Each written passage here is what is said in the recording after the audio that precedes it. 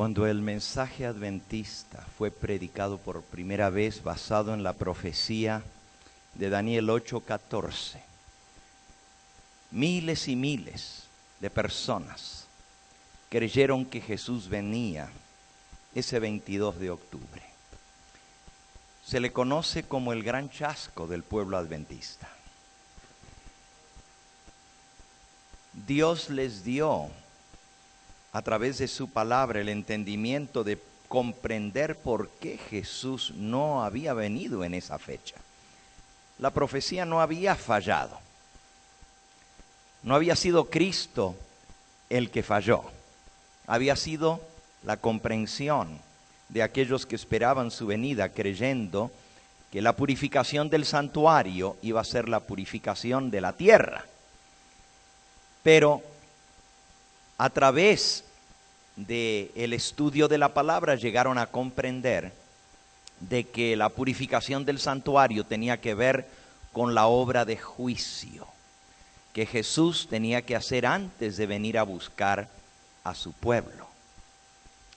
Y así, la doctrina de la mediación de Cristo en el lugar santísimo y su obra de juicio y purificación de su pueblo llegó a ser piedra angular del adventismo del séptimo día.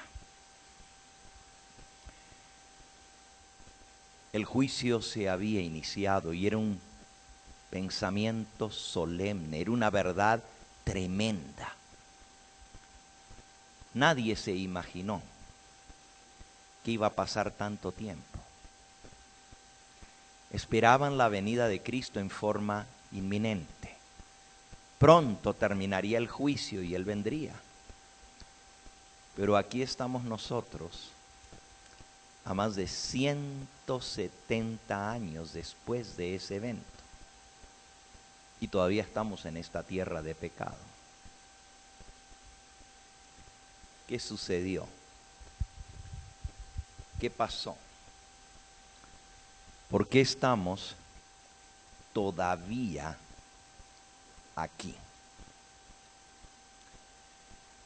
Nos pasó lo mismo que al pueblo de Israel. La mensajera del Señor escribió: se me ha mostrado. Testimonios para la Iglesia, volumen 5, página 75. Se me ha mostrado que el espíritu del mundo se ha metido en la iglesia y está leudando rápidamente nuestras filas.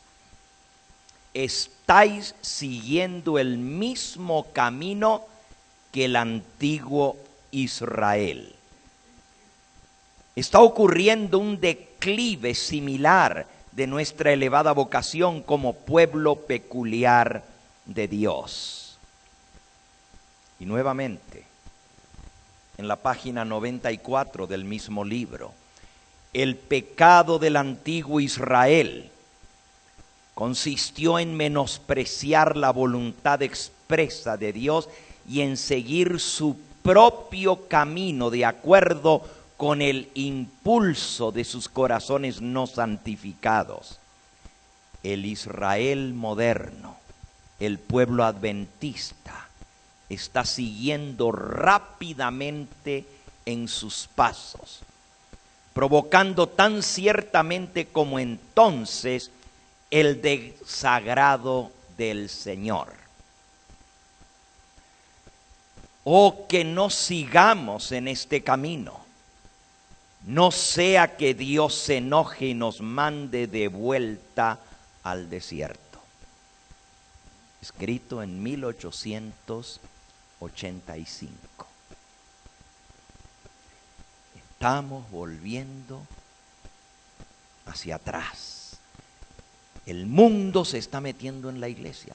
Más de 100 años atrás escribió eso. Y estamos siguiendo los pasos del antiguo Israel. Oh, que no sigamos, escribió ella, en ese camino, no sea que Dios se enoje y seamos mandados de vuelta al desierto. en la página 456 del mismo libro, y todo el capítulo 5 de Testimonios para la Iglesia se escribió justo antes de 1888.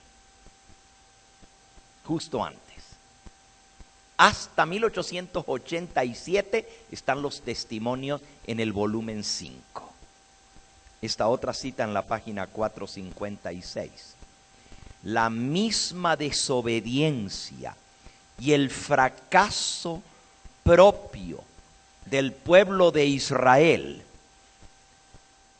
están caracterizando en gran medida al pueblo que ha tenido esta gran luz del cielo, y en los últimos mensajes de advertencia que Dios ha dado a este pueblo.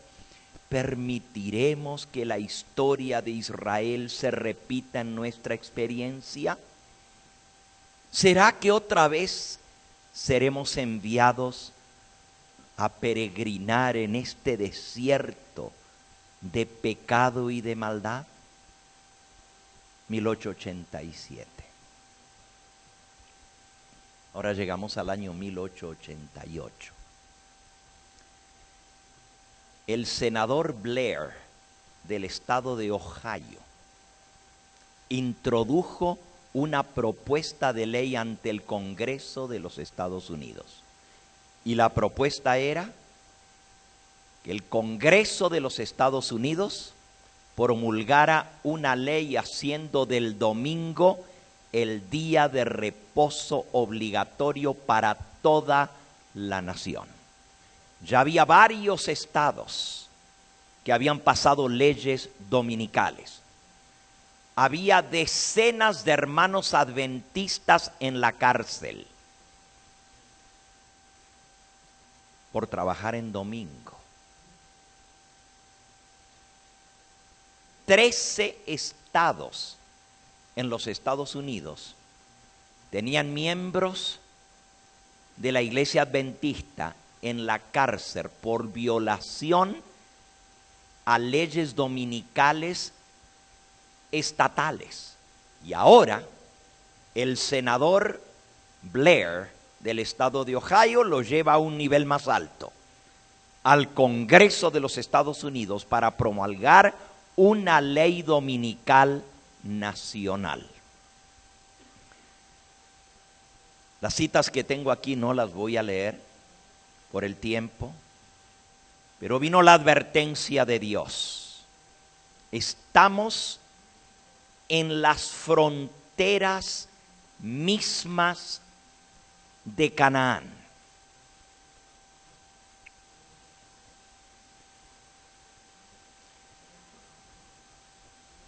Solamente una cita. La historia de la vida de Israel en el desierto fue escrita para beneficio del Israel de Dios en este tiempo final.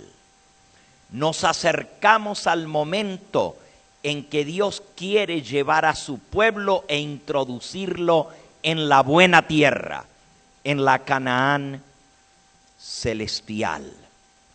Temamos, pues no sea que permaneciendo aún la promesa de entrar en el reposo, alguno de vosotros parezca no haberlo alcanzado. Y entonces, en 1888, en un congreso histórico de la iglesia adventista, con delegados de todas partes de la iglesia adventista, que se reúne en la ciudad de Minneapolis, estado de Minnesota.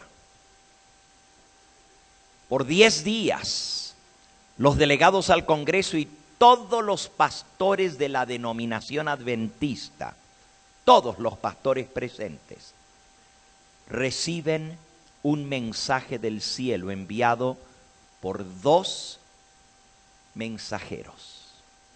Elena de White identifica a esos 2 mensajeros como el Josué y el Caleb modernos.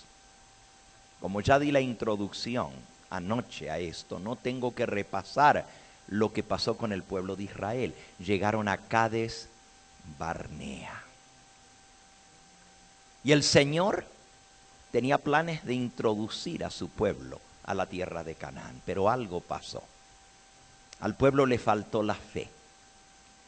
Pensaron que no podían. Y 10 de los 12 espías vinieron con un informe negativo. Mientras que Josué y Caleb trajeron el mensaje: es cierto que la tierra y las ciudades están fortificadas. Es cierto que están armados. Es cierto que hay gigantes. Pero nuestro Dios es más poderoso gigante que ellos. Con Él podemos salir victoriosos. Dice la mensajera del Señor: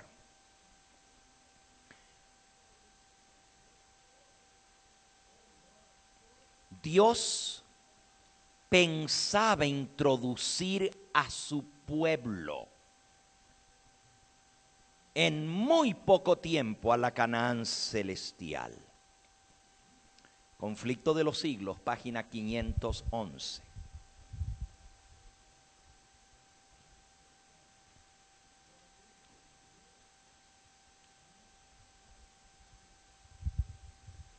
No era la voluntad de Dios que Israel peregrinase durante 40 años en el desierto. Lo que Él quería era introducirlo a la tierra de Canaán y establecerlo allí como pueblo santo y feliz. Pero no pudieron entrar por causa de incredulidad. Perecieron en el desierto a causa de su apostasía, y otros fueron suscitados para entrar en la tierra prometida. Y ahora escuchen lo que sigue. Asimismo, no era la voluntad de Dios que la venida de Cristo se dilatara tanto tiempo y que su pueblo permaneciese por tantos años en este mundo de pecado, infortunio, en este desierto árido de maldad. Pero la incredulidad separó al pueblo adventista de Dios.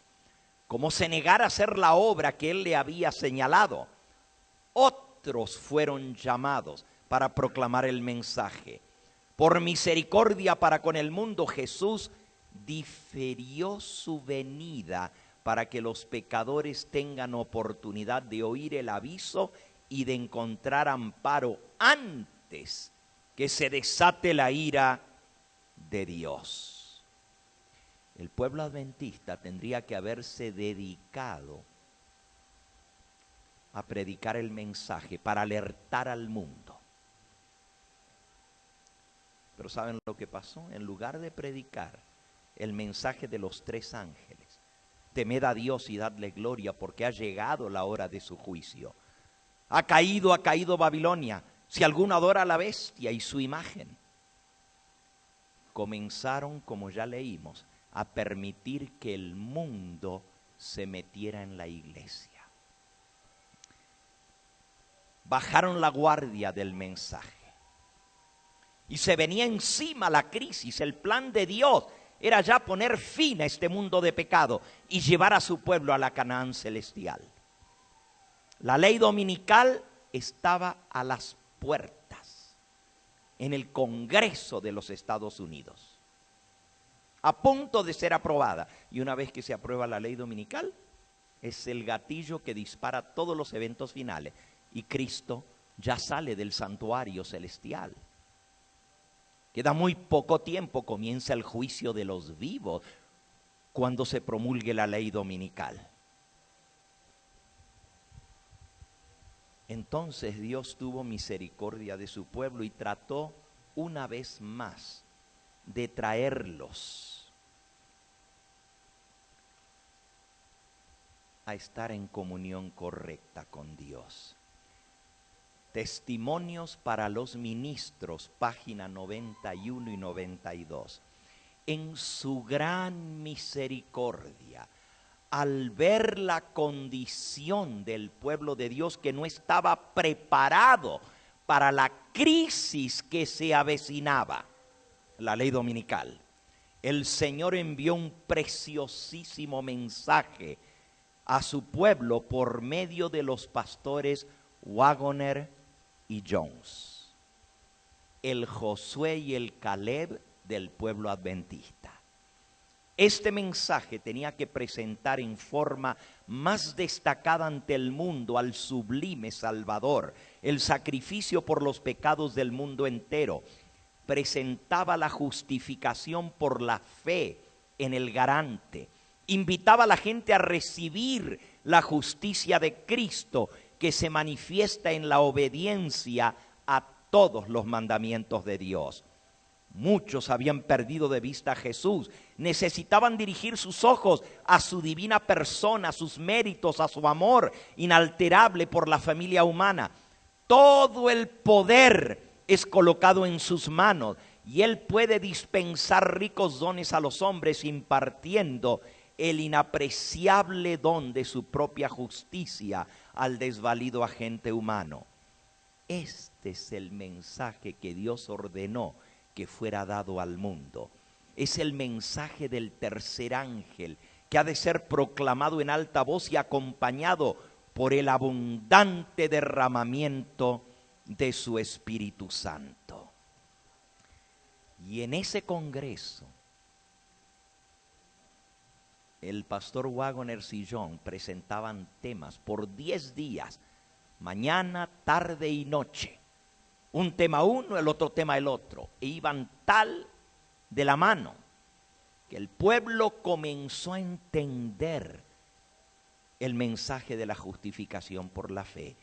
Y muchos comenzaron a darse cuenta de que algo grande estaba pasando. Comenzó a haber confesiones entre los delegados del Congreso. Un espíritu de oración permeó. Se levantaban espontáneamente a dar testimonio, a confesar sus pecados, a pedirle perdón a Dios por no haber cumplido el mandato que Él les había dado. Los dirigentes de la iglesia vieron esto como un fanatismo. Dijeron, ¿qué está pasando? Muchos de los dirigentes, en lugar de haberse sentado a escuchar los mensajes, estaban por afuera platicando entre ellos. ¿Cómo pasa hoy en día? Los que necesitan escuchar el mensaje no lo escuchan y el diablo les da otro mensaje en sus oídos.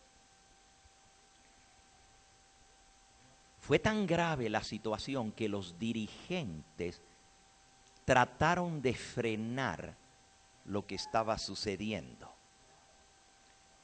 El Señor se había dispuesto a derramar su Espíritu Santo en la lluvia tardía y terminar rápidamente la obra.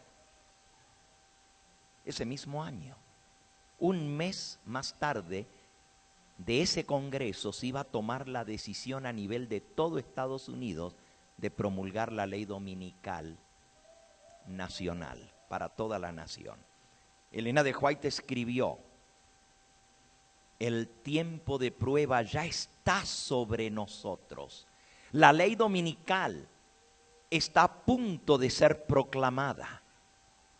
El fuerte clamor del tercer ángel ya ha comenzado en la revelación de la justicia de Cristo, el Redentor que perdona los pecados. Lo que sucedió en Minneapolis fue el comienzo de la luz del ángel cuya gloria alumbrará toda la tierra. ¡Wow! Elena de White dijo que el mensaje del cuarto ángel que iba a iluminar la tierra con su gloria ya había comenzado y que el derramamiento del Espíritu Santo, la lluvia tardía, había comenzado en el Congreso. Eso que había pasado era la misma lluvia tardía. Pero como dije, muchos comenzaron a temer el fanatismo. Y ese encuentro que comenzó con una manifestación tan señalada de la presencia de Dios y de las bendiciones, con arrepentimiento, con confesiones, con testimonios.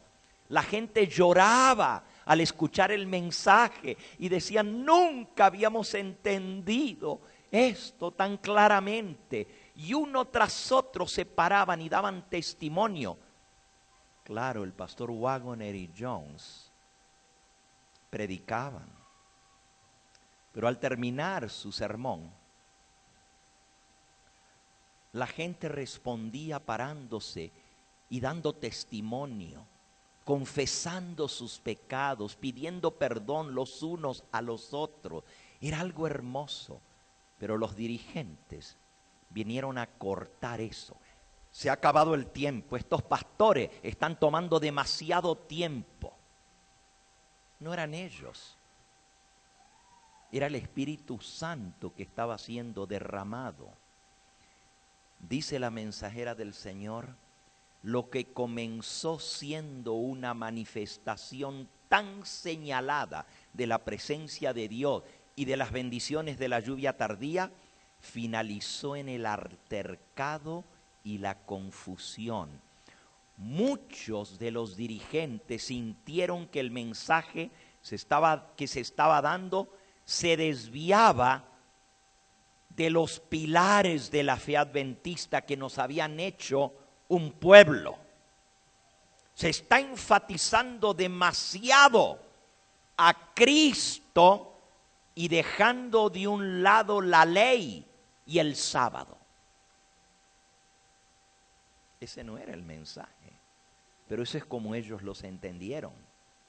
Testimonios para los ministros, página 89 y página 98. Dice la mensajera del Señor, se levantó un agudo reproche hacia aquellos que estaban dando el mensaje. Tiene que haber sido tan terrible a los ojos del Señor como la rebelión de Cades Barnea, puesto que resultó en el mismo castigo. Escuchen ahora. Un retroceso al desierto. ¿Saben lo que escribió la mensajera del Señor? El Espíritu Santo fue ofendido, rechazado, ultrajado y terminó por apartarse ofendido y regresar sin concluir la obra para la cual había venido, la lluvia tardía. Así es como lo vio la mensajera del Señor por inspiración de Dios. Review Herald, 27 de mayo de 1890, tan solo un año y medio después ella escribió, Dios levantó a sus mensajeros para hacer la obra para este tiempo. Pero muchos dieron la espalda al mensaje de la justicia de Cristo para criticar a los hombres y las imperfecciones que veían en su mensaje.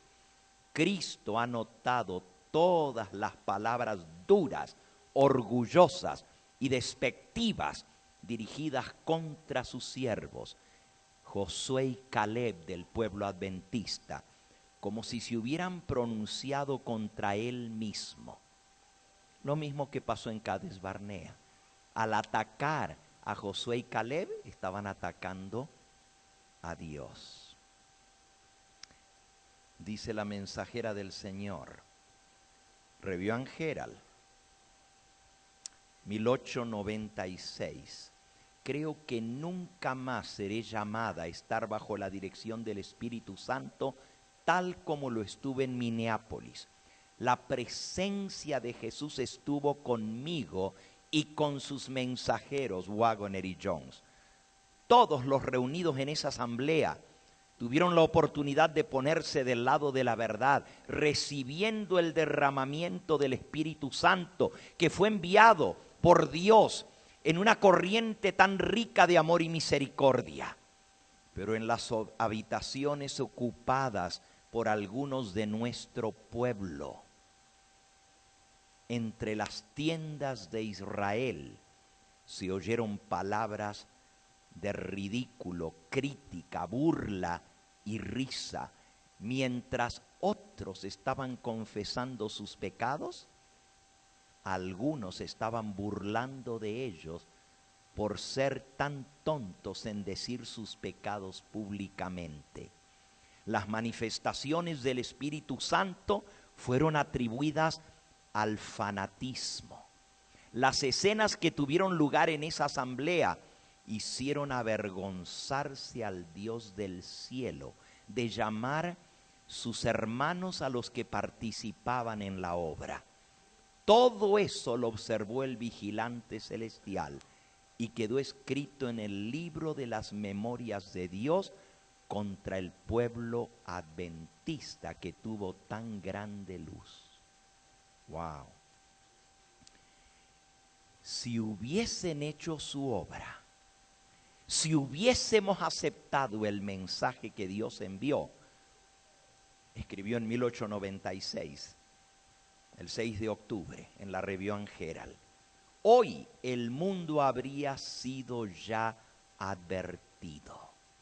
Si su pueblo hubiese llevado a cabo el propósito de Dios de dar al mundo el último mensaje de misericordia, Cristo habría ya venido a la tierra y se habría dado la bienvenida a los santos en la ciudad de Dios.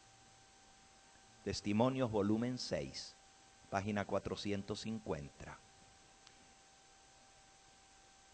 Si el pueblo de Dios hubiese preservado una conexión viviente desde el principio del movimiento adventista, si no hubiera caído en la mundanalidad, si no hubiera permitido que el mundo se metiera en la iglesia, si no hubieran rechazado el Espíritu Santo enviado en la reunión de Minneapolis, hoy el pueblo adventista estuviera ya en la Canaán celestial. Pero aquí estamos de vuelta al desierto. Palabras de la mensajera del Señor.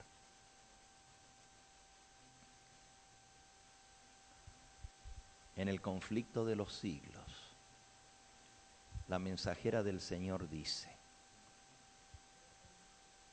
la historia del antiguo Israel es un ejemplo patente de lo que experimentó el pueblo adventista. Dios dirigió a su pueblo en el movimiento adventista, así como sacó a los israelitas de Egipto. Fíjense que ahora la comparación que hemos venido haciendo, la mensajera del Señor la corrobora. Cuando el gran chasco vino, su fe fue probada, como fue probada la fe de los hebreos cerca del Mar Rojo en Mara.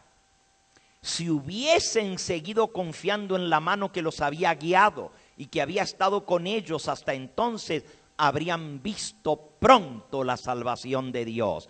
Si todos los que habían trabajado unidos en la obra de 1844 hubiesen recibido el mensaje del tercer ángel y lo hubiesen proclamado en el poder del Espíritu Santo, si en 1888 hubieran escuchado el mensaje, el Señor habría actuado poderosamente por los esfuerzos de ellos. Raudales de luz habrían sido derramados sobre el mundo.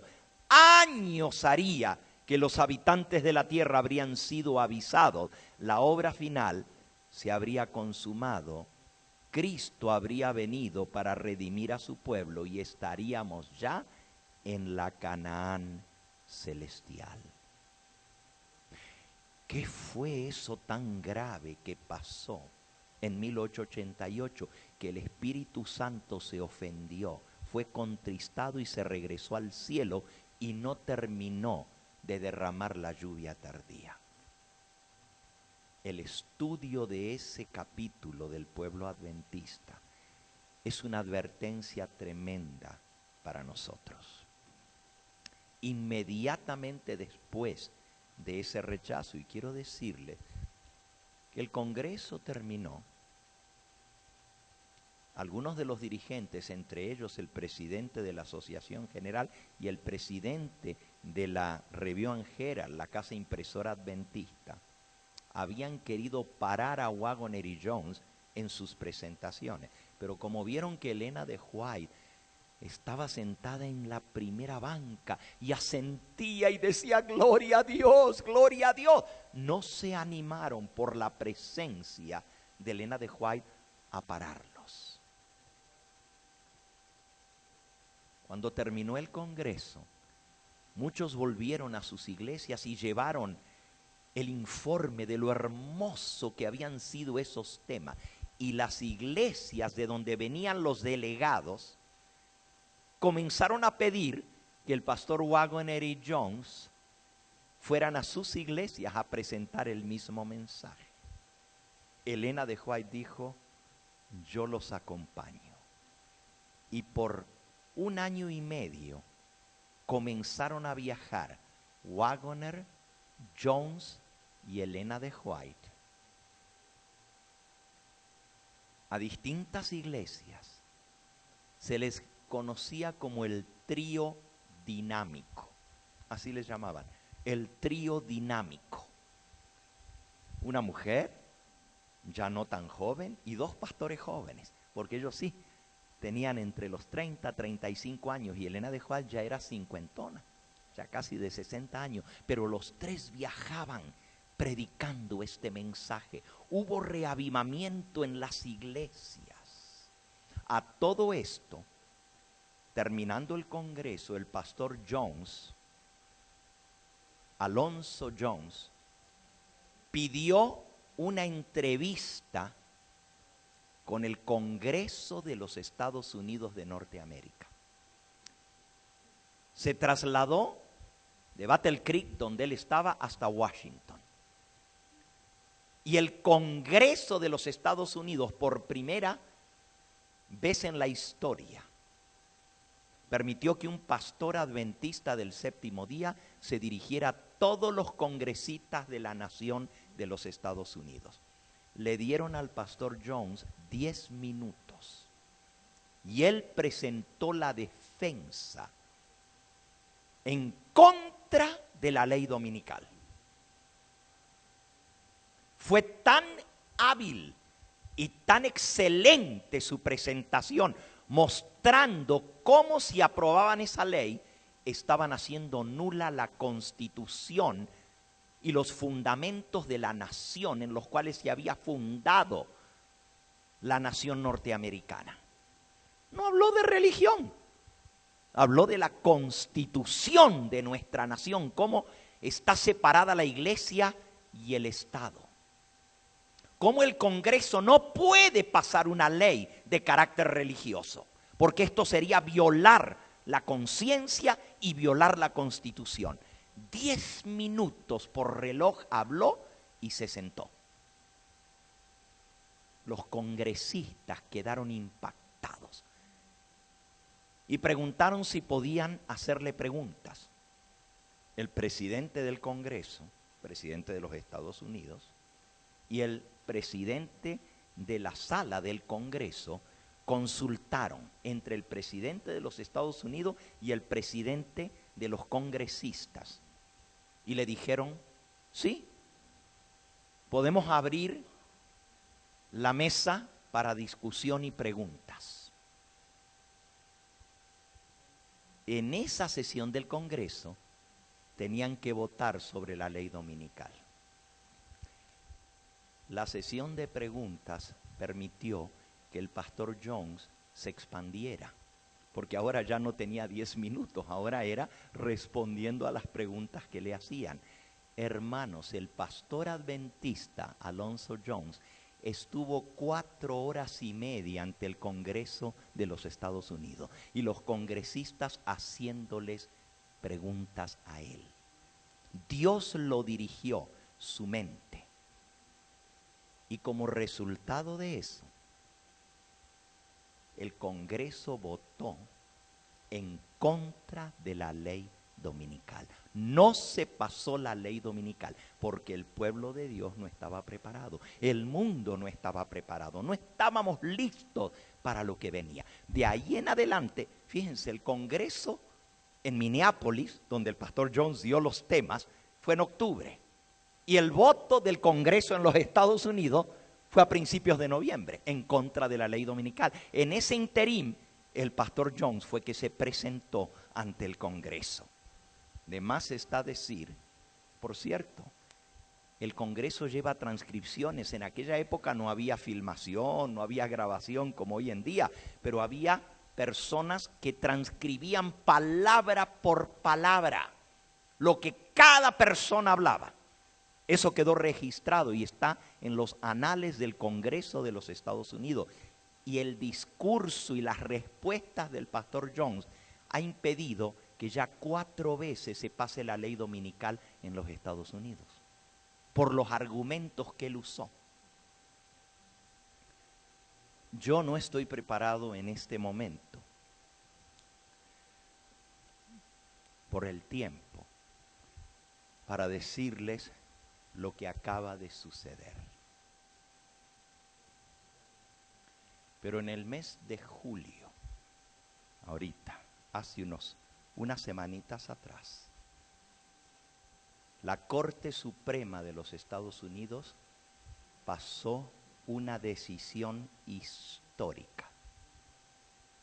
El 16 de septiembre próximo, el Día de la Hermandad, mi sermón va a ser sobre lo que pasó. Y solamente les puedo adelantar que las papas están que arden. No solo por la guerra de Corea. Eso es lo que menos nos debiera preocupar. Aunque el mundo está preocupado por eso. Imperceptiblemente ha sucedido algo grande, histórico. Y lo voy a presentar en mi sermón del 16 de septiembre en el Día de la Hermandad en Glendale. Lo que les puedo decir es que ya se formó la imagen de la bestia en los Estados Unidos. Por años yo vengo predicando el tema de Apocalipsis 13 y digo, la imagen de la bestia está en formación. Se está erosionando la división entre la iglesia y el Estado, entre la religión y la política. Se está erosionando. Pero ahora estoy preparado para demostrarles que ya la imagen de la bestia está formada en esta nación. Es grave lo que estoy diciendo. Así que no pierdan el sermón del 16 de septiembre. Solamente les digo que en 1888 no pudieron pasar la ley. Y no la pasaron porque Dios usó a su mensajero. Pero volviendo a la historia adventista, porque eso es historia de Estados Unidos lo que acabo de contar. Volviendo a la historia adventista, Waggoner y Jones con Elena de White comienzan a visitar las iglesias. Los dirigentes adventistas se oponen. Mandan cartas a todas las iglesias diciendo, no los inviten, están socavando los pilares de la fe adventista. Hablaban de Waggoner y Jones, pero el problema era que Elena de White iba con ellos. Y ella era la mensajera del Señor. Dios le reveló a Elena de White en visión que estos líderes, en reuniones secretas entre ellos, decían, ¿qué le ha pasado? Elena de White ya no está dirigida por el Espíritu Santo porque no puede ver lo que está haciendo. La han embaucado estos pastores jóvenes. Eso hablaban en sus cámaras secretas los dirigentes. Y finalmente, el presidente de la Asociación General mandó cartas a todos los presidentes de las asociaciones locales que no se permitiese el púlpito a Waggoner y a Jones. Cundió como reguero de pólvora. Elena de White no se la mencionaba. ¿Qué se iban a atrever a levantarse abiertamente contra la mensajera del Señor? Pero decían que no tenían se les suspendían sus credenciales ministeriales. Y por no tener credenciales ministeriales, no tenían derecho a usar el púlpito. Elena de White vio la carta y dijo: esto no viene de Dios, esto es obra del enemigo, que quiere impedir que el mensaje llegue al pueblo. Sigamos adelante. Y si no podemos ir a las iglesias adventistas, rentemos salones, pero que la gente venga a escuchar. Y comenzaron a rentar salones de escuela, auditorios públicos, y a veces los rentaban frente a la iglesia adventista para que la gente pudiera venir a escuchar el mensaje. Los dirigentes consideraron esto una rebelión y finalmente le cancelaron completamente las credenciales a los pastores Wagoner y Jones. Les quitaron sus credenciales como ministros adventistas. A Elena de White, la Asociación General tomó el voto de mandarla a Australia, el lugar más lejos en el planeta Tierra donde la podían mandar.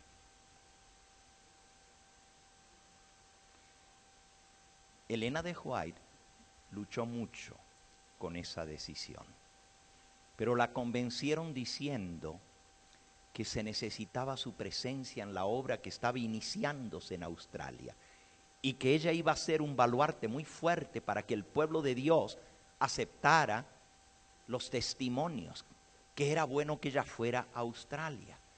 Tanto insistieron con ella que finalmente ella accedió. El viaje a Australia tomaba 5 semanas en barco. Hasta se enfermó en el barco por las olas y el vaivén. Llegó, y después que ya estaba en Australia, Dios le mostró que ella había actuado sin preguntarle a él qué hacer. Y ella en el sueño le decía al Señor: Señor, lo que tu iglesia decide, yo estoy dispuesto a hacer. Pensé que tú dirigías a la Asociación General. Y el Señor le dijo: ¿desde cuándo para aquí te has apoyado en el brazo humano y no consultar a Jehová? Por eso estás aquí. Y no era el plan de Dios del cielo que tú vinieras a Australia, pero ahora que estás, harás una buena obra.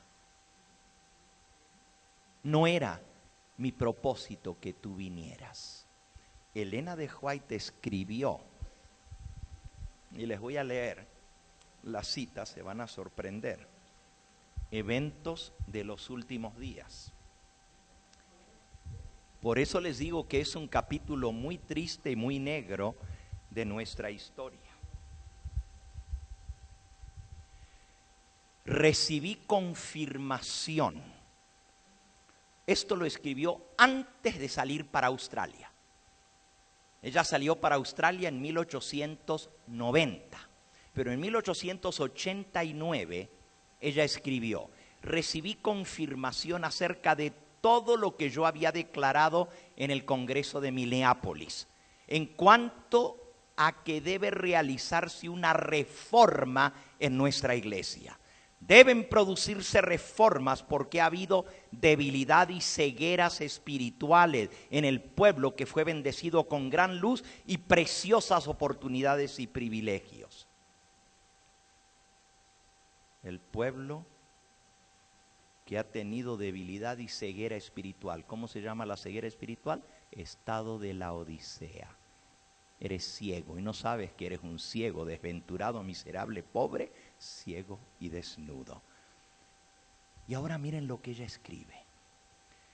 Como reformadores, los adventistas habían salido de las iglesias denominacionales, pero ahora nuestras iglesias juegan un papel semejante al que habían desempeñado las iglesias que nos echaron. Ellos eran de iglesias evangélicas, pero al predicar el mensaje habían tenido que salir de esas iglesias que eran Babilonia. Y dice la mensajera del Señor, como reformadores, habíamos salido de las iglesias denominacionales, pero ahora nuestras iglesias juegan un papel semejante al que habían desempeñado esas iglesias. Esperábamos que no habría necesidad de otra salida. ¿Entendieron lo que leí? ¿Saben lo que está diciendo ella? Página 49 de Eventos de los Últimos Días. Esperábamos que no habría necesidad de otra salida. Habían salido de las iglesias y ahora la iglesia adventista los estaba persiguiendo y no quería que se predicara el mensaje. Y ella dijo, bueno, pues si no queda otra, nos vamos a tener que salir de la iglesia adventista. Es tan grave lo que ella escribió que los editores del libro Eventos de los Últimos Días le pusieron al pie de la página esta nota. Esta es la única declaración conocida de la pluma de Elena de White indicando que podría haber perdido confianza en la organización de la iglesia adventista del séptimo día. Aquí está escrito en el libro. Parece indicar que Elena de White había perdido confianza en la organización de la iglesia adventista del séptimo día. Y por eso estaba hablando de que vamos a tener que salir otra vez. Eso no sucedió. Porque cuando ella volvió de Australia, se encontró a la iglesia en plena apostasía. Y Dios le dijo, enfréntala. Y una mujer bajita se enfrentó a todos los hombres dirigentes de la iglesia adventista. Y dijo, si los varones no cargan los pantalones, me los tendré que poner yo para poner en regla esta iglesia de una vez por todas. Ella no era su costumbre ponerse de esa manera. Pero cuando vio lo que había, el mensaje del Señor fue, enfréntalo de frente. Ella vio un sueño y en ese sueño veía un barco y había un inmenso témpano al frente. Y escuchó la orden de uno con autoridad, de frente al témpano, embístelo. Eso era contrario a las leyes de navegación. Las leyes de navegación, cuando ven un témpano, le hacen a un lado, porque es muy peligroso. Por cierto, ese sueño que ella tuvo fue en 1902, 10 años antes que el Titanic golpeara un témpano y se hundiera con más de casi 3.000 personas en el fondo del mar, por haber rozado un témpano. Lo rozaron y era el barco que decían que no se podía hundir. El sueño que ella tuvo sucedió 10 años antes de lo del Titanic, así que no está influido por lo que pasó. Ella vio que el barco era la iglesia, el témpano era la apostasía en que estaba la iglesia. Y la orden fue, embiste a la apostasía de frente. Gracias a Dios, la mensajera del Señor obedeció, se reformó la iglesia, se hicieron cambios, se sacaron a toda la dirigencia de la iglesia.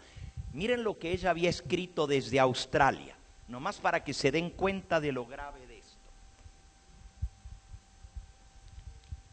En la página que sigue, dice, en la página 50, la asociación general misma está corrompida con equivocados sentimientos y principios.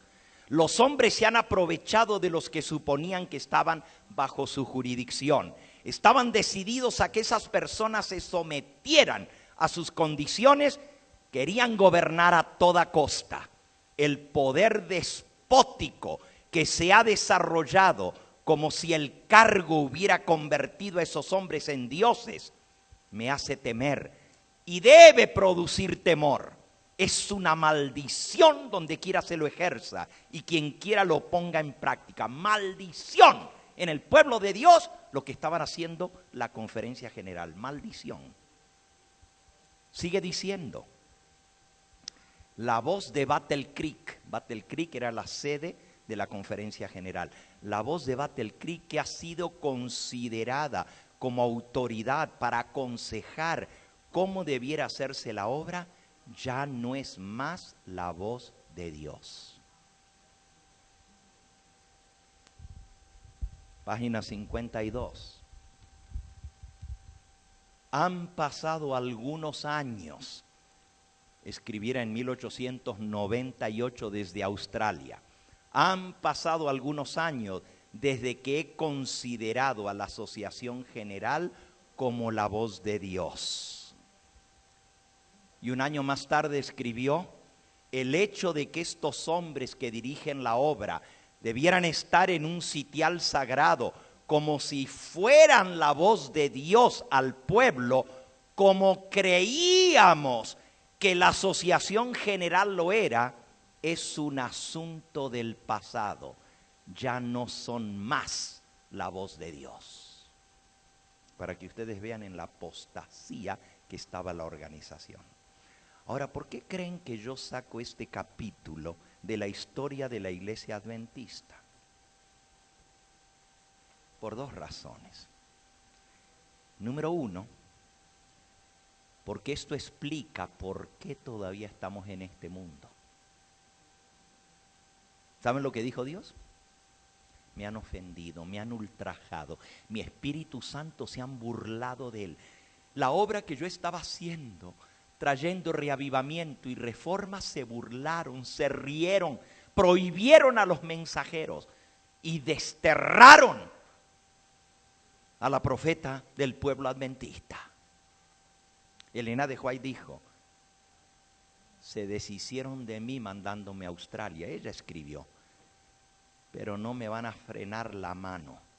Voy a seguir escribiendo desde aquí y diciendo a Israel su rebelión y a mi pueblo su pecado. Y saben, hermanos, el libro Testimonios para los Ministros contiene todas las cartas y documentos que Elena de White le envió a los dirigentes de la Iglesia Adventista desde Australia. Lean ese libro y van a entender no solo lo que pasó entonces, sino lo que está pasando ahora. La segunda razón por la cual yo comparto este capítulo triste y negro de nuestra iglesia, porque la dirigencia quisiera que esto se olvide, que esto no se vuelva a mencionar, porque fue un capítulo muy triste del pueblo adventista, haber rechazado al Espíritu Santo. Y yo no lo hago para hablar mal de mi iglesia, a la cual amo. Lo hago porque la mensajera del Señor vio que justo antes, cuando estuviéramos otra vez en la frontera de Canaán, otra vez volvería una gran apostasía. Y ese es el tema que vamos a ver mañana por la mañana. Apostasía junto al Jordán. Y entonces, al entender lo que pasó en el pasado, nos puede ayudar a nosotros a no caer en la misma rebelión. ¿Entendemos esto? Ahora, no hubo una tercera regresada al desierto, pero hubieron dos. Usted dice, ¿cómo dos? Yo sabía de una, los 40 años en el desierto. Dios había querido cortar el tiempo de castigo en su misericordia, y tengo todos los documentos aquí, de la Biblia y del Espíritu de Profecía. Los llevó de vuelta a Cades Barnea, a ver si habían aprendido su lección. Y la segunda vez, no tuvieron la fe para entrar y tuvieron que dar la vuelta alrededor de Edom y llegaron a Baal Peor y se asentaron junto al Jordán para cruzar. Y lo que pasó en ese momento es lo que está pasando en la iglesia adventista hoy en día. Ese va a ser el tema de mañana por la mañana. Si tú pensabas irte tempranito mañana, no te vayas, porque ahí vamos a llegar a lo que está pasando en nuestra iglesia hoy en día. Entonces, ese capítulo triste y negro de nuestra iglesia debe enseñarnos a nosotros la lección de que no debemos confiar en los hombres. No debemos confiar ni siquiera en los que nos dirigen, ni aún en los pastores. Yo sé que en el mundo evangélico se enseña, hay que obedecer a los pastores, hay que hacer lo que los pastores dicen. Yo no estoy en contra de que amemos a nuestros pastores, que los respetemos y que los obedezcamos siempre que ellos nos enseñen de acuerdo a la palabra de nuestro Dios, a la ley y al testimonio. Si no hablaren conforme a esto, no les ha amanecido.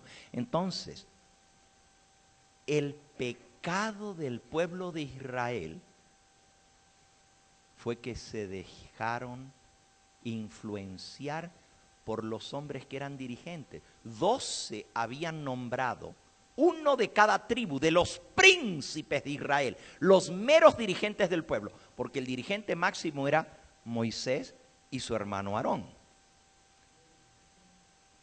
Pero muchos habían perdido confianza en Aarón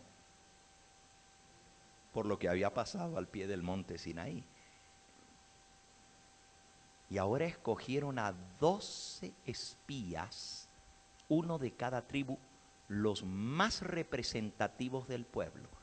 Cuando ellos fueron y estuvieron 40 días y regresaron, la gente se dejó ir por lo que ellos decían y no por lo que Dios había prometido. Dios había prometido que les iba a entregar la tierra, ¿o no? Se lo había jurado a Abraham, a Isaac y a Jacob. El tiempo profético se había cumplido. En el mismo día que se cumplía la profecía, las huestes de Israel salieron de Egipto. Dios les había abierto el mar y pasaron en seco. Dios los había guiado en la columna de nube y de fuego durante todo ese tiempo. Les había mostrado su poder descendiendo sobre el monte Sinaí, haciendo el pacto. Los había perdonado después de que habían caído en la idolatría crasa al pie del monte Sinaí. Pero ahora el pueblo escogió creer el informe de los dirigentes y no de los dos mensajeros, Josué y Caleb, que decían: con Dios lograremos la victoria. Él peleará por vosotros. La historia, hermanos, la pueden leer en el libro de Números, en el capítulo 14. Números, capítulo 14. Yo no sé cuántos minutos más tengo. ¿Cuándo tengo que terminar? ¿Me quedan 45 minutos? Yo dije, wow, entonces puedo ir. Bueno, voy a tener que terminar con Números 14.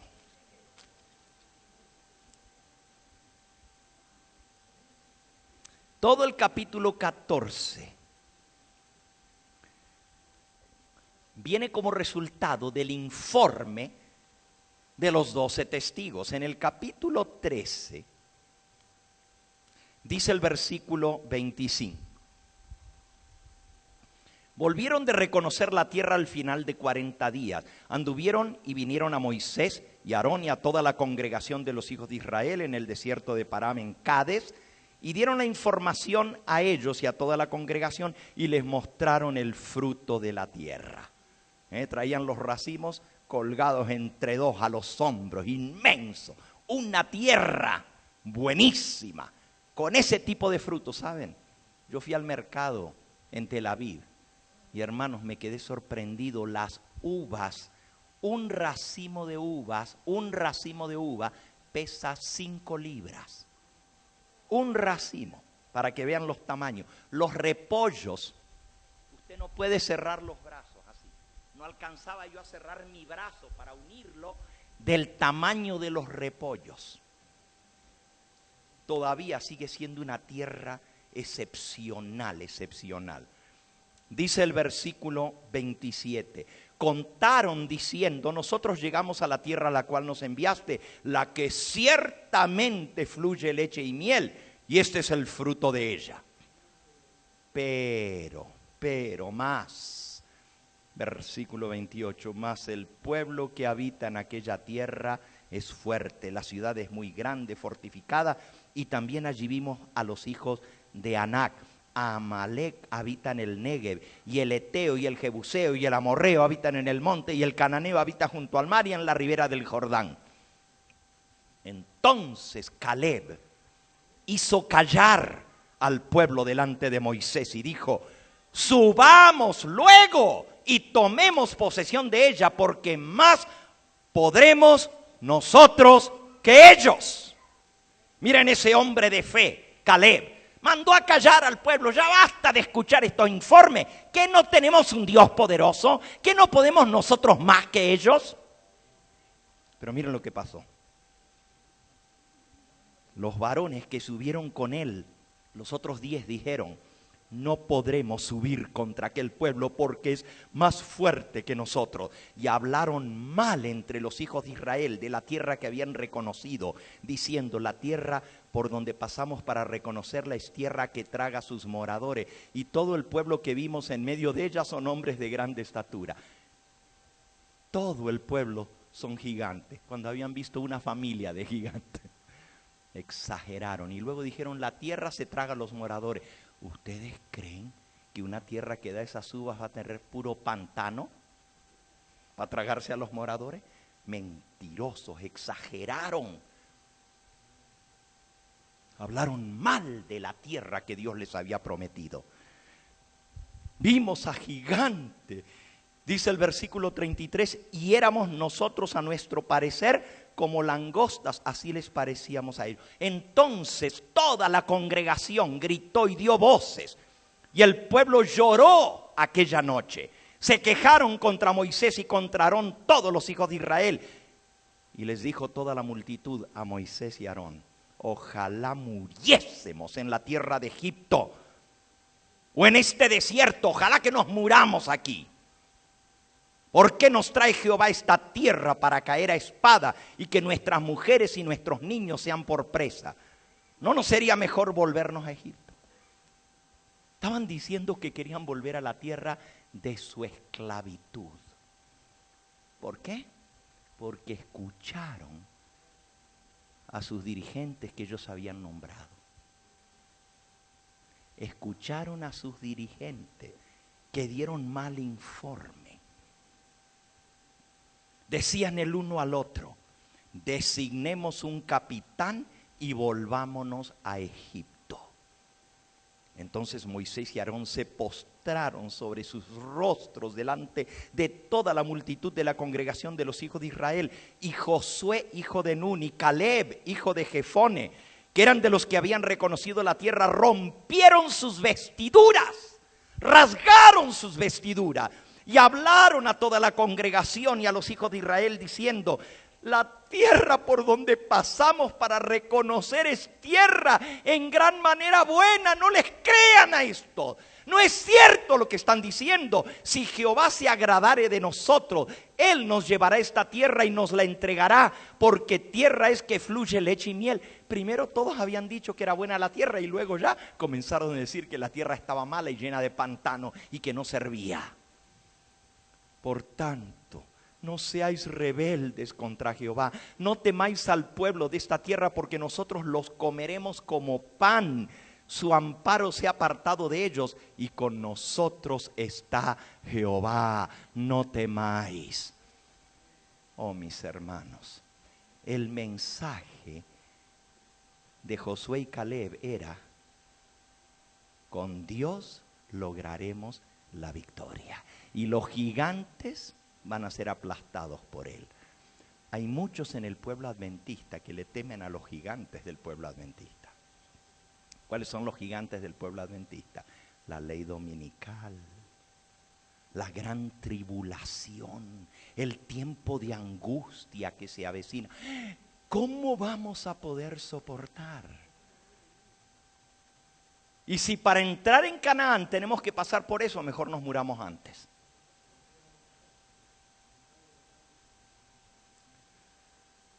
Toda la multitud, dice el versículo 10, cuando ellos le dijeron: Jehová está con nosotros, no temáis, la multitud habló de apedrearlos. Fíjense, querían agarrar piedras y apedrear a los mensajeros del Señor, que estaban defendiendo a Jehová y la buena tierra que les iba a dar, y que estaban diciendo que con Dios podían lograrlo. Pero la gloria de Jehová se mostró en el tabernáculo de reunión y a todos los hijos de Israel. Y Jehová le dijo a Moisés: ¿hasta cuándo me ha de irritar este pueblo? ¿Hasta cuándo no me creerán con todas las señales que he hecho en medio de ellos? Yo los heriré de mortandad y los destruiré, y a ti te pondré sobre gente más grande y más fuerte que ellos. Pero Moisés respondió a Jehová: lo oirán luego los egipcios, porque de en medio de ellos sacaste a este pueblo con tu poder, y lo dirán a los habitantes de esta tierra, los cuales han oído que tú, oh Jehová, estabas en medio de este pueblo, que cara a cara te aparecías tú, oh Jehová, y que tu nube estaba sobre ellos, y que de día ibas delante de ellos en columna de nube y de noche en columna de fuego. Y van a oír que tú has hecho morir a este pueblo como un solo hombre, y las gentes que hubieran oído tu fama hablarán diciendo: por cuanto no pudo Jehová meter a este pueblo en la tierra a la cual les había jurado, por eso los mató en el desierto.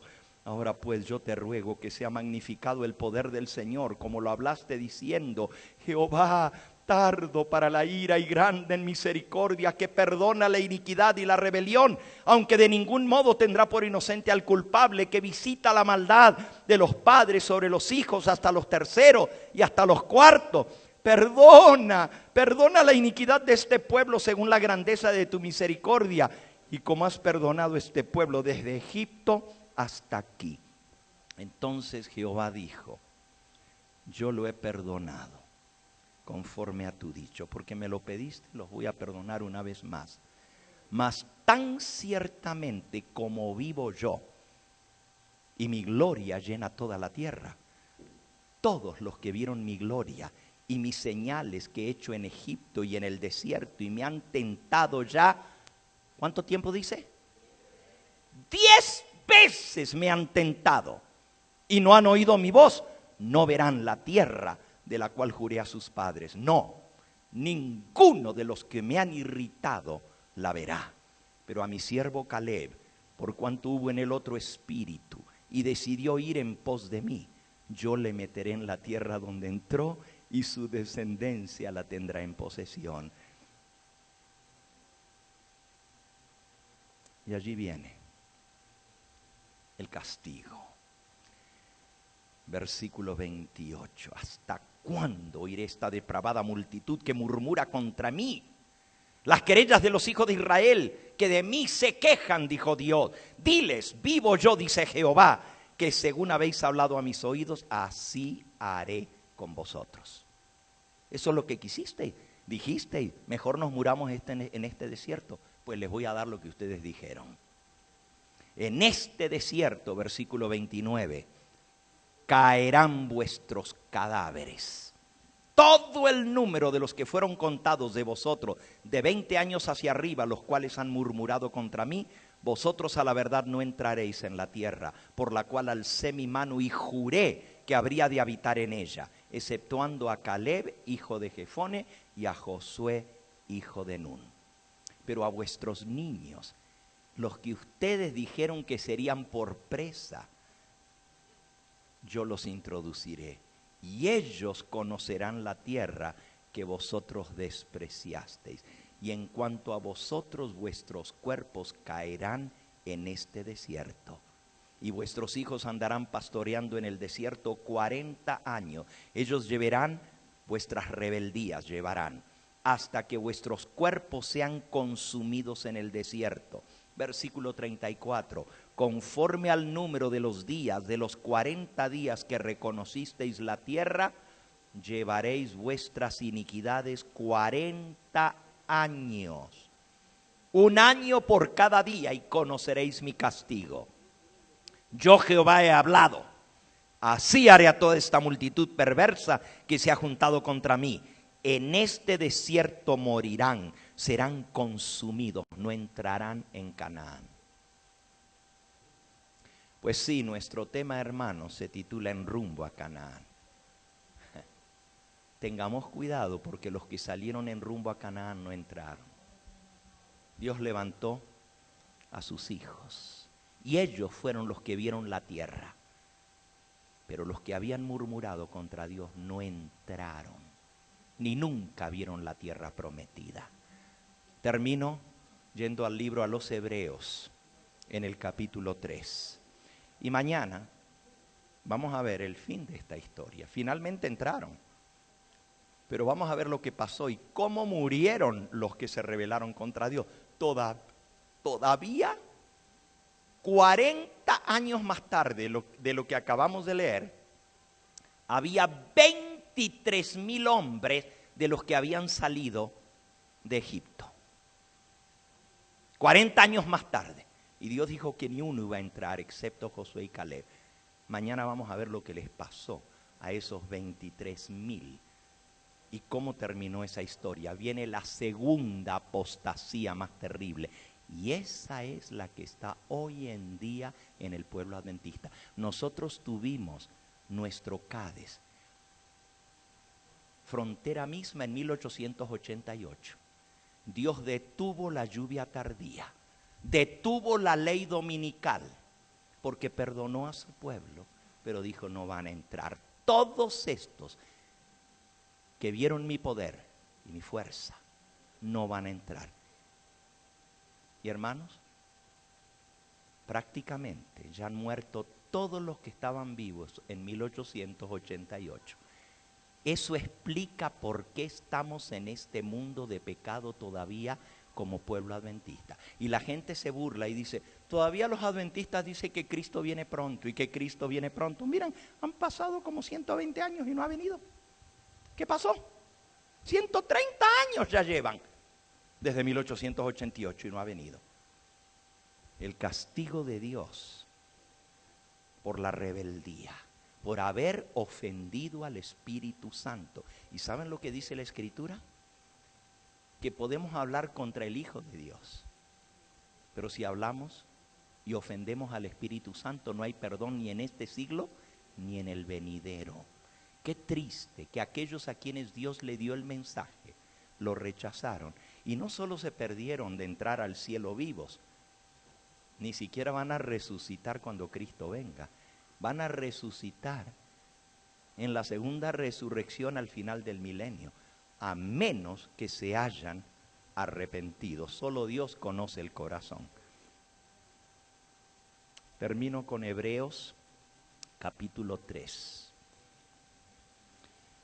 Y esta última partecita se titula: pongamos las barbas en remojo, porque la guadaña viene. Dice el versículo 7: por lo cual, como dice el Espíritu Santo, esto no lo dice ni Pablo ni Gambetta, sino el Espíritu Santo.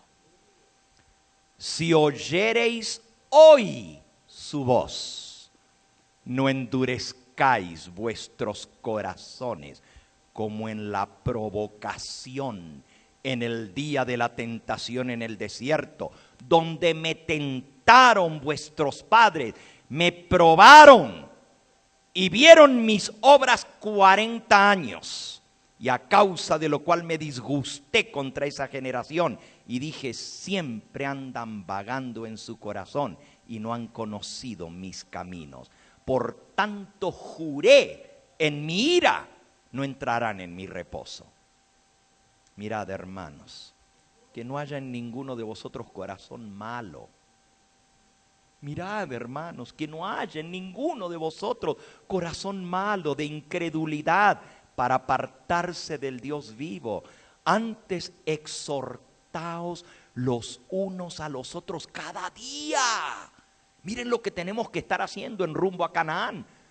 Exhortándonos unos a otros cada día, entre tanto que se dice hoy, para que ninguno de vosotros se endurezca por el engaño del pecado. Hay que exhortarnos, hermano, porque el pecado que nos rodea está haciendo callos en nosotros. Tanto malo vemos a nuestro alrededor que ya ni nos hace impacto y nos vamos adaptando al pecado. Vamos viendo en televisión, en el cine, en el internet, por la calle, toda la inmundicia, y ya no nos da asco este mundo de pecado. Nos vamos endureciendo por el pecado. Por eso necesitamos la exhortación, dice aquí: exhortaos los unos a los otros, porque somos hechos participantes de Cristo, versículo 14, con tal que retengamos firme hasta el fin nuestra confianza del principio. ¿Se acuerdan cuando ustedes aceptaron este mensaje? ¿Se acuerdan el gozo, la confianza, la alegría que ustedes tenían? Pues si queremos entrar en Canaán, tenemos que mantener firme esa confianza. Entre tanto que se dice, si oyereis hoy su voz, no endurezcáis vuestros corazones como en la provocación. ¿Saben lo que es provocar a Dios? No lo provoques. El pueblo judío, el pueblo de Israel, provocó a Dios y Dios dijo basta. Y no voy a cambiar, y he hablado 40 días. Vieron la tierra 40 años en el desierto. El pueblo adventista provocó a Dios en 1888 y Dios no cambió. Dijo de vuelta al desierto a través de su mensajera. Y aquí estamos todavía. Si hoy oyes su voz, no endurezcas tu corazón. ¿Quiénes fueron los que habiendo oído le provocaron? ¿No fueron todos los que salieron de Egipto por mano de Moisés? ¿Y con quiénes estuvo él disgustado 40 años? ¿No fue con los que pecaron, cuyos cuerpos cayeron en el desierto? ¿Y a quiénes juró que no entrarían en su reposo, sino aquellos que desobedecieron? Y vemos que no pudieron entrar a causa de incredulidad. Hermano y hermana que me escuchas, lo que nos va a dejar fuera de Canaán es nuestra falta de fe. Es nuestra incredulidad en las promesas de Dios.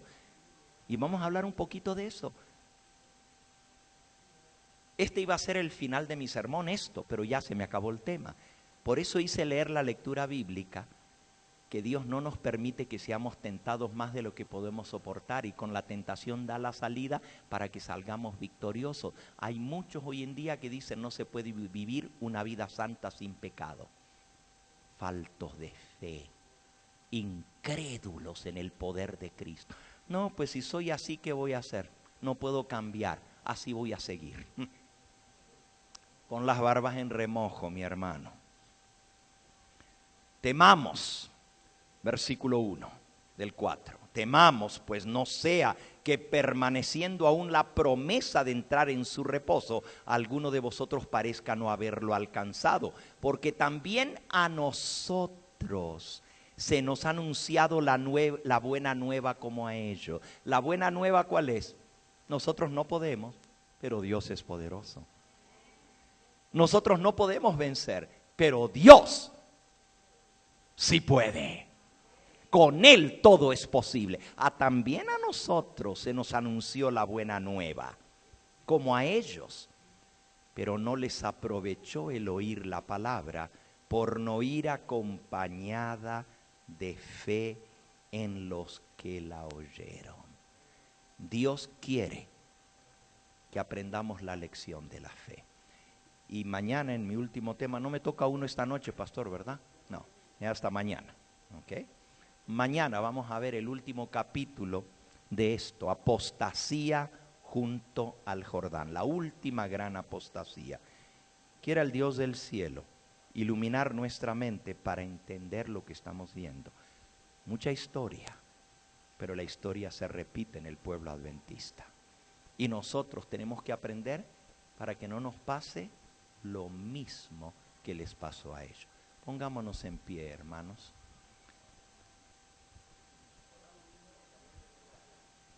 Himno número 306. Entonado un himno que alegre el corazón. Vamos pronto a nuestro eterno hogar. 306.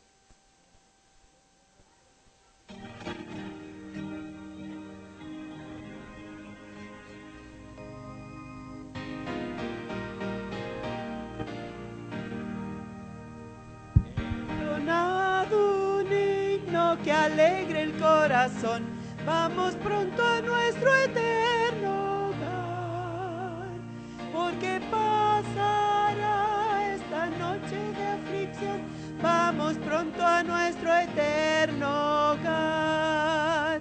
Vamos pronto sí, a cruzar el fiero mar. Tras la tempestad nos veremos más allá. Vamos pronto a nuestro eterno hogar. Mira Dios, el fiel siervo cumplirá. Vamos pronto a nuestro eterno hogar. Y su espíritu nuevas fuerzas nos dará.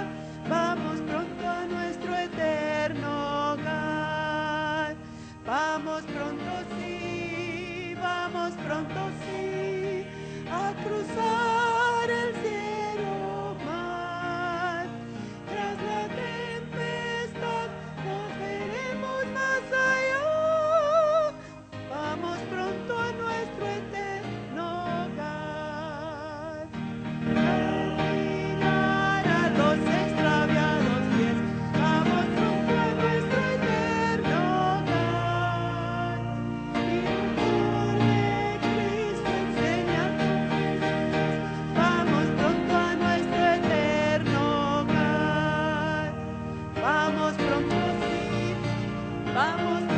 sí, a cruzar el cielo mar. Tras la tempestad nos veremos más allá.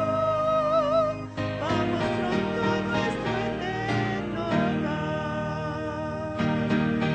La paz y reposo más allá. Vamos pronto a nuestro eterno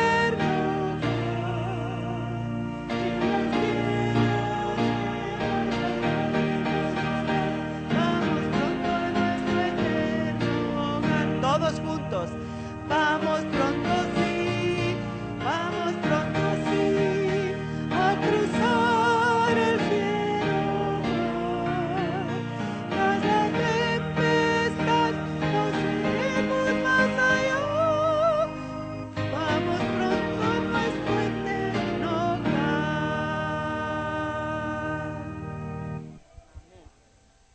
Vamos a ir de rodillas para orar.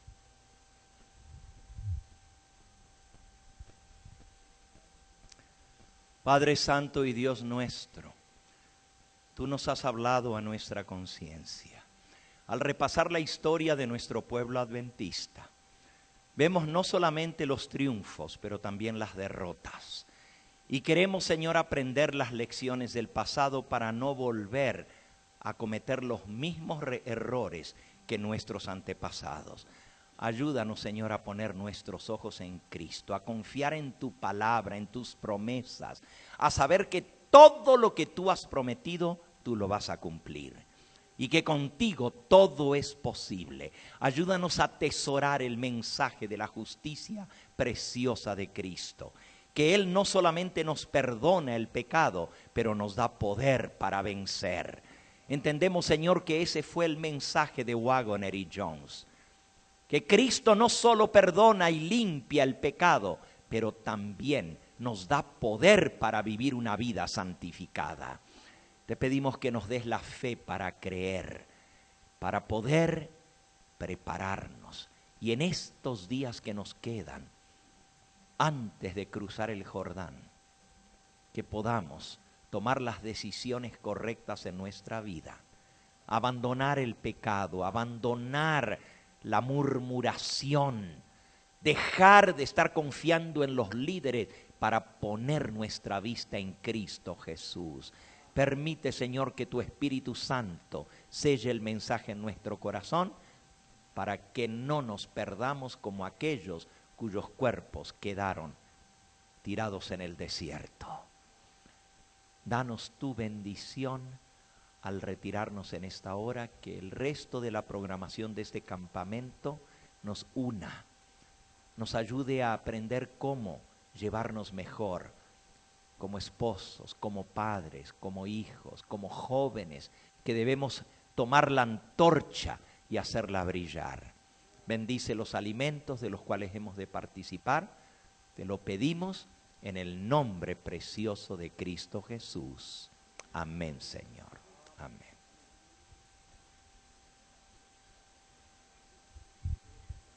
Hermanos, después de esta oración hay una